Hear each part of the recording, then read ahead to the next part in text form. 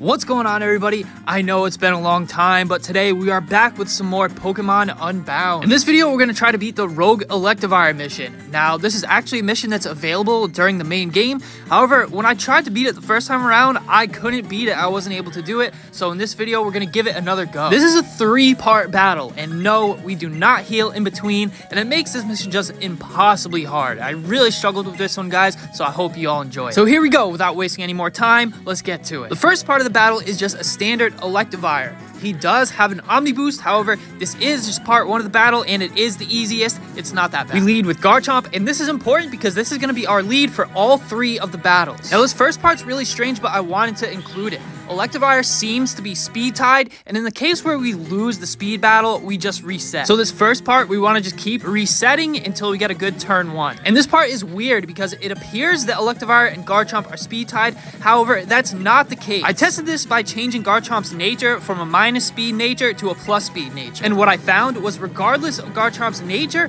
it was still about a 50% chance that Electivire would outspeed us. And obviously, it's really important that we start off this battle strong, and I found that the best strategy is to just keep resetting until we win the quote-unquote speed tie. Now again, I tested this theory by altering Garchomp's speed stat by changing its nature. However, I'm not entirely sure how that mechanic works. It's a bit odd. But regardless, once we've beaten the first part of the battle, it's on to part 2. And part 2 of the battle is, of course, a Dynamax battle. We lead with Garchomp and Incineroar, and this is where things can get really dangerous. We cannot afford to suffer any casualties during this battle because we're going to need all of our Pokemon healthy for part 3. And if things weren't already bad enough, on top of being permanently Dynamaxed, Electivire gets an Omni Boost, boosting all of its stats through the roof. So here we go. Now again, having Garchomp in that first slot is super important because we want to bait an attack into that first slot and switch into Aegislash. Aegislash is going to be super important for this battle because we're going to have to tank a bunch of hits. Electivire goes for the max Hailstorm into what he was hoping would be Garchomp, but Aegislash is going to type resist and tank the attack instead. And it's important that we divert Electivire's attention away from Incineroar on this first turn. For now, we're going to hold onto our Dynamax and instead go for the standard Brick Break, taking down 2 of his shields. And for Dynamax battles like this, Brick Break is so important to have. You basically want to teach it to all of your Pokemon that can learn. We're going to get a whole lot of value out of these leftovers here because Aegislash is going to be tanking a lot of hits, and this is going to be a long, drawn-out battle. We want to play as safe and defensive as possible because the priority is to preserve the health of all of our Pokemon in preparation for the 3rd battle. Now we're going to Dynamax on turn 2. We Dynamax Incineroar, of course, while Aegislash is going to divert Electivire's attention over into the left slot. We go for King Shield, and this is going to be our main strategy for the entire battle. Electivire goes for Max Flare. Because it's a max move, we're not going to be able to fully protect Aegislash. However, we're able to tank the hit pretty well. Max Flare is going to set the Sun, and this will come in handy later on when we start using Incineroar's Fire-type moves. But for now, we're going to go with Max Quake. Now, this is based off of Earthquake. We're going to deal some big damage on Electivire. It's super effective, as well as taking down his 1 remaining shield. Now that all of his shields are down, his defenses will be harshly lowered, and now's our chance to get off some big damage. However, Electivire is faster. We're going to have to take an attack first, and we couldn't avoid damage on Incineroar forever. We're going to get hit with the Max Quake, and it's going to deal some big damage. It's super effective. However, we are Dynamax, so we'll be alright. That's going to boost Electivire's special defense. However, getting hit with the Max Quake is going to trigger Incineroar's weakness policy, sharply boosting our attack and special attack. And now it's time to hit him hard. We fire off the Max Quake. It should deal some big damage now with our attack boosted from the weakness policy. Electivire's shields are down, but check this out. It barely does any damage. And I don't totally understand this. It doesn't make any sense. The first Max Quake that we used on Electivire when he still had 1 shield up did more damage, and that was before the weakness policy was activated. But all we can do is battle on. Electivire's got shields back up, but we're going to hit him with the Shadow Claw, getting rid of one of the shields, bringing him back down to 2 shields remaining. And we're just going to keep running basic Aegislash strats here. Now that we've attacked last turn, it's time to King Shield. And Aegislash being in the sword form last turn should bait Electivire to attack that left slot, which he does, going for the Plasma Fist. Making contact with the King Shield is going to harshly lower his attack. He continues to attack Aegislash with Fire Punch, reducing his attack further, and then attacks for a 3rd time with Plasma Fist, once again making contact with the King Shield and harshly reducing his attack even more. And in just 1 turn, we've reduced Electivire's attack by 6 stages. And this is our last turn of Dynamax, so we want to make the most of it. we fire off one last Max Quake, getting rid of Electivire's remaining 2 shields and doing some damage as well. And I don't know exactly what makes the AI determine whether to go for a max move or a standard move, but we definitely got lucky using 3 standard contact moves into the King Shield. And it was perfect timing as well because Incineroar's Dynamax has run out and we are now vulnerable. But Electivire goes for the Max Flare, which we now know is based on Fire Punch, meaning it's a physical move, and despite being super effective, deals basically no damage to Aegislash. We go for the Flare Blitz, getting some added boost in power from the sun, and deal some extra damage to Electivire. Electivire is going to restore his shields mid-turn, but we're not done yet. Aegislash changes into the Blade form, we get the Shadow Claw off, and take down one of his shields. Next turn, we're going to stick to the playbook and transform back into the shield stance and go for King Shield. Mainly, we want to do this just to get Aegislash out of that vulnerable Blade stance.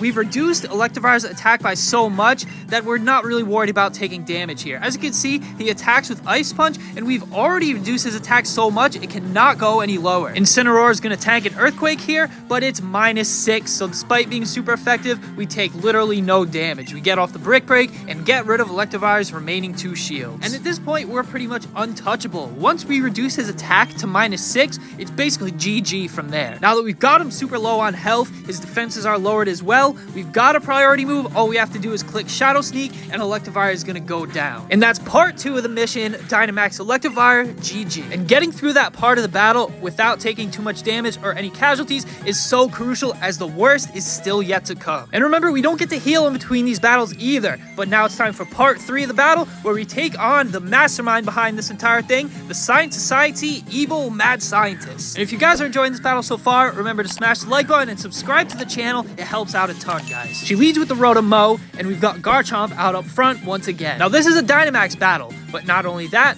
all of the opponent's Pokemon get an Omni Boost. And man, Unbound just has the best battle theme music ever. I honestly miss playing this game so much. But anyways, on this turn 1, Rotom always goes for Leaf Storm. So predicting that, we're going to switch into Salamence. Intimidate doesn't matter. Rotom is a special attacker, and we predict right. He goes for the Leaf Storm. It's going to deal big damage. Rotom has a huge special attack stat plus the boost from the Omni Boost, but we 4 times resist it and still take a big chunk of damage. His special attack gets harshly lowered, but we don't want to stay in and try to set up with Salamence because he'll go for Thunder Wave and paralyze us. So predicting the incoming Thunder Wave, we switch to Magnezone. But it looks like this time we predict wrong. Rotom stays in and goes for Leaf Storm. Now, I swear, I think the AI cheats sometimes. On all my previous attempts, every time I stay in and try to set up with D-Dance, he paralyzes Salamence. But we've got Magnezone in now. Rotom's special attack has been harshly lowered, but we only 2 times resist the Leaf Storm instead of 4 times. But finally, after using 2 Leaf Storms, Rotom switches out into Manectric. And this might look like an odd switch at first, but Manectric knows Flamethrower, so this can be really dangerous. The opponent made a switch, so we take this opportunity to set up a Light Screen this turn. And we're gonna need it, because Manectric has the ability Flare Boost, which boosts its special attack when burned. He goes for the Flamethrower. We knew this was coming. We've got the Light Screen up, and Magnezone just barely hangs on. We get off the Mirror Coat, doubling the damage from the Flamethrower, and Manectric goes down. And that was a whole lot of work to deal with 1 Pokemon, and we still got 3 left to go. Rotom-Mow comes back out. He's gonna get the Omni Boost, of course, and in this situation, there's not much Magnezone can do here. Since we still have the numbers advantage, the best play here is to let Magnezone go down and not risk getting damage on any of our other Pokemon.